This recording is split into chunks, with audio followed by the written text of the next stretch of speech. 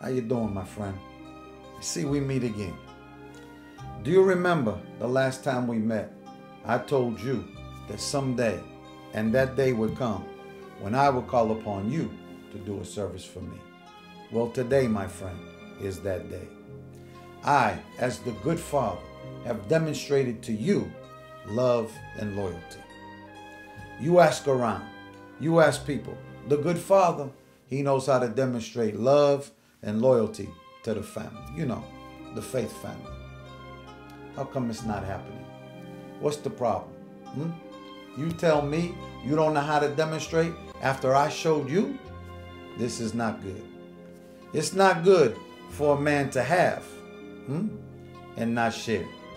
It's not good for a man to say he has respect and stab his friends in the back. It's not good for a man to say that he loves his family and he does not provide for them. This type of man could end up swimming with the fish, my friend. Me, as your good father, I say to you, today is the day I call upon you to do this service, and the service is to do what you've seen me do. Gabish, do good. Gabish, do good. Now this is an offer you don't refuse. 1 Thessalonians chapter 5. Do good for God, because he's done good for you. He's done good for you, and I you know, people always talk about individuals that come up out of maybe out of poverty, maybe out of an impoverished area of a city, and how when they make it big, they ought to give back. Anybody ever heard that concept? You know, people are judged sometimes on whether or not they have given back to their community.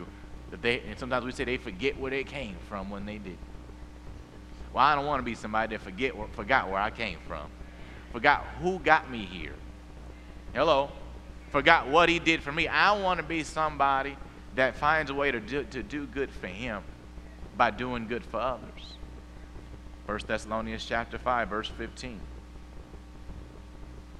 It reads, see that none render evil for evil unto any man. Oh, you can preach on that right there. We're going to talk about that in a moment. But ever follow, always, and that word follow means to pursue that which is what? That which is good, both among yourselves, in other words, Christian to Christian. So instead of having Christian on Christian crime, we're talking about Christian on Christian benefit. And to all men.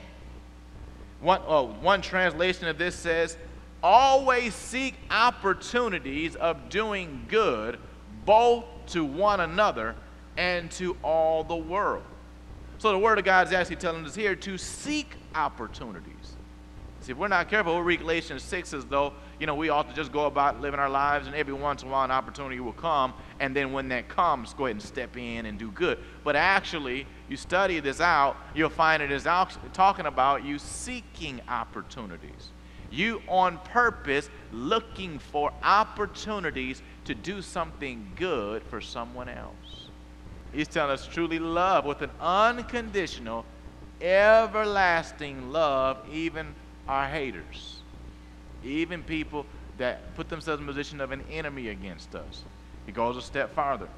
Bless them that curse you. Lord, it's already tough enough that I got to choose to love them, but then God actually says when they open their mouth and they curse you, don't look at me like holy like that. You know how hard this is. It's one thing to have somebody trying to work against you behind the scenes, and you kind of know they're doing some stuff. It's another thing when they get in your face. Come on.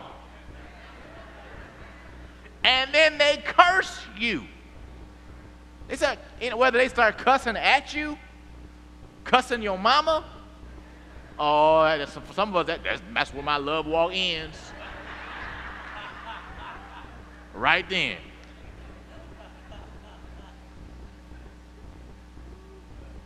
And I understand that feeling. But you know what God requires of us? That when they're cursing you, when you're on the road and somebody gives you an inappropriate finger, you open your mouth and say, "Be blessed." Woo! And you do it with faith so that the blessing of the Lord actually comes on their life while they are cursing you. But you don't do it for them. This is what helps you. You do it for God. Because you realize you're helping Him reach somebody that He loves.